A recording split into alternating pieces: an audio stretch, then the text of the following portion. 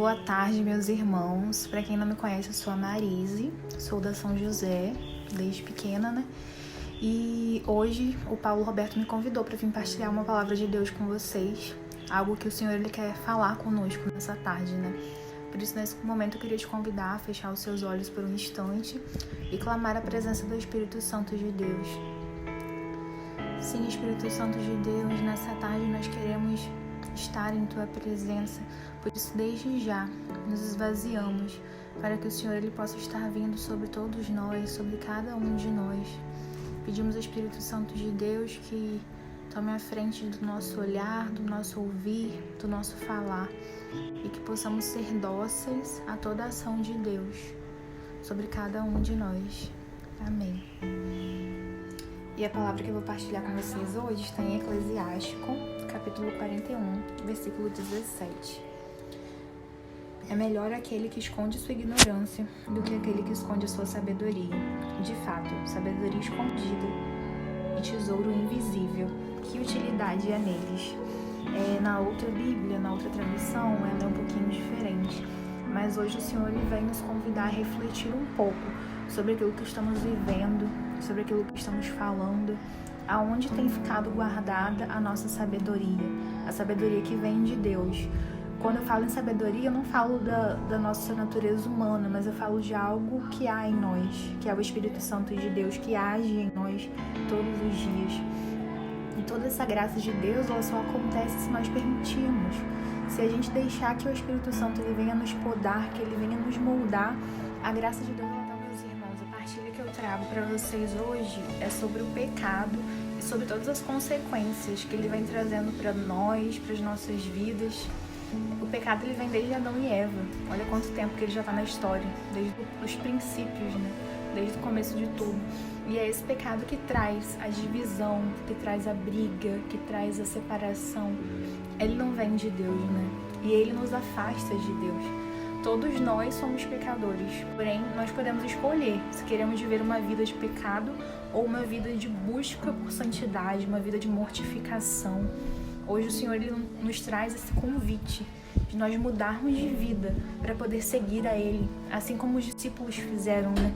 Renunciar às nossas vontades, renunciar à nossa carne, os nossos desejos e deixar que o Senhor ele venha nos podar nesse dia.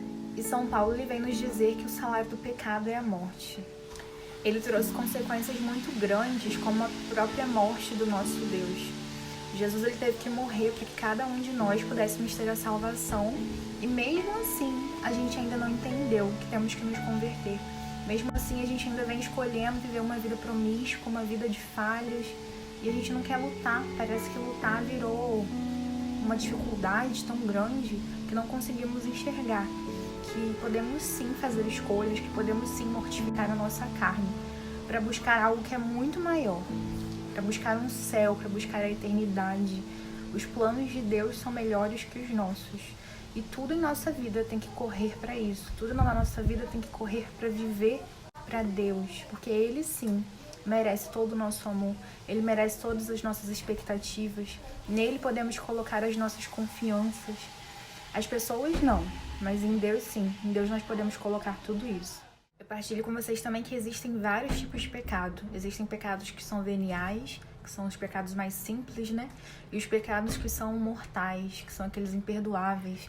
E qual tipo de pecado que nós temos que fugir? Eu digo para vocês, nós temos que fugir de todos. Porque a soma de todos os pecados veniais nos faz entrar no pecado mortal. Então, é no dia a dia, na nossa prática diária de vida, que nós temos que renunciar às pequenas coisas. E nós só vamos conseguir viver uma vida mais santa se nós começarmos desde já a fazer pequenos jejuns, pequenas mortificações. Nós temos que treinar a carne. E contra o pecado a gente não pode brincar, a gente foge. Sempre que estivermos numa situação de tentação, a gente tem que fugir, porque a gente sabe que a carne é fraca, mas o espírito ele tem que ser forte. Por isso, fujamos. Não se coloque em situações que você pode cair, que você pode sair da vontade de Deus. A maior de todas as mortes já aconteceu, que foi a morte de cruz. E enquanto cristãos, nós recebemos o convite para poder ter essa vida crucificada, essa vida que vai acompanhar os passos de Jesus aqui na Terra. Nós não estamos aqui de passagem, a gente está aqui porque temos um objetivo. O nosso lugar é o céu, por isso que o nosso olhar ele tem que estar voltado para as coisas do alto. Somente em Deus encontraremos aquilo que é a verdadeira felicidade.